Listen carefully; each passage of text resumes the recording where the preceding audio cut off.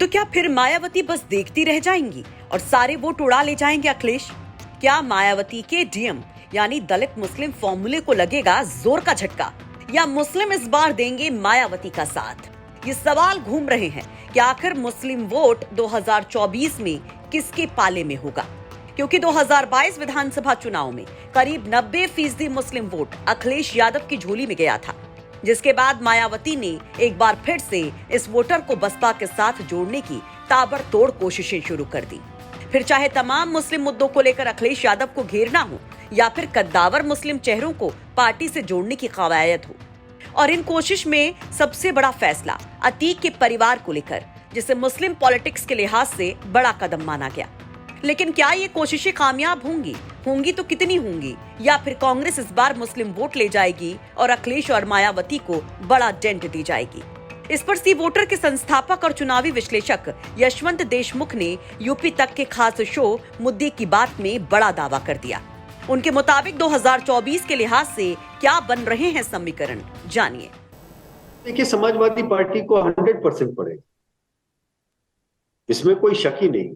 कुछ सीटों को छोड़ करके कि जहां पर कि कांग्रेस के परंपरागत गढ़, अगर मान के चलिए रायबरेली, अमेठी और सुल्तानपुर, वैसे कुछ सीटों को आप छोड़ दें जहां पे लोगों को लगेगा कि मेन कंटेस्ट बीजेपी का कांग्रेस के साथ में है, वो 2-3 चीजों को छोड़ दीजिए तो बची हुई सीटों पे मुझे नहीं लगता कि कहीं पर भी मुस्लिम मतदाताओं के मन में कोई दुविधा होगी। हाँ, Congress is a non entity Uttar Pradesh, वो उसको आप इक्वेशन से बाहर कीजिए। मेन जो आप पूछ सकते हैं वो ये कि बहुजन समाज पार्टी के कैंडिडेट जहां पर होंगे, बहुजन समाज पार्टी 10 लोकसभा सीट पिछले महागठबंधन के साथ में जीत के आई थी।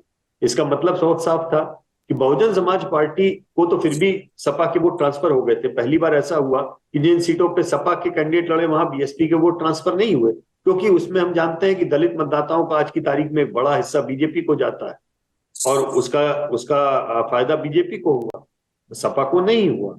तो एक बात ये आप मान के चलिए कि बहुजन समाज पार्टी के जहां पे भी कैंडिडेट इंपॉर्टेंट खड़े होंगे, वहां पर अगर समाजवादी पार्टी कंटेस्ट में नहीं दिखाई दी तो शायद वहां पर मुस्लिम मतदाता बसपा को वोट देंगे।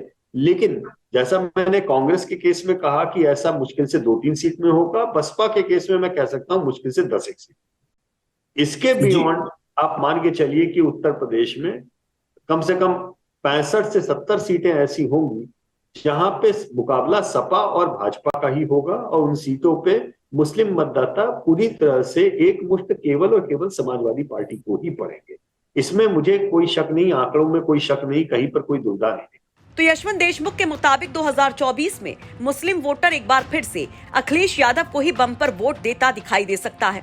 उनके मुताबिक 10 सीटें ऐसी हो सकती हैं जहां मुस्लिम वोटर मायावती के साथ जाता दिखाई दे, लेकिन 65 से 70 सीटों पर अखिलेश ही मुस्लिमों की पहली पसंद होंगे और सपा का बीजेपी से सीधा मुकाबला होगा। यानी कि करीब 2022 वाली स्थिति ही देखने को मिल सकती है। दरअसल इसके पीछे अखिलेश की ममता बनर्जी वाली सांकेतिक सियासत भी वजह मानी जा रही है।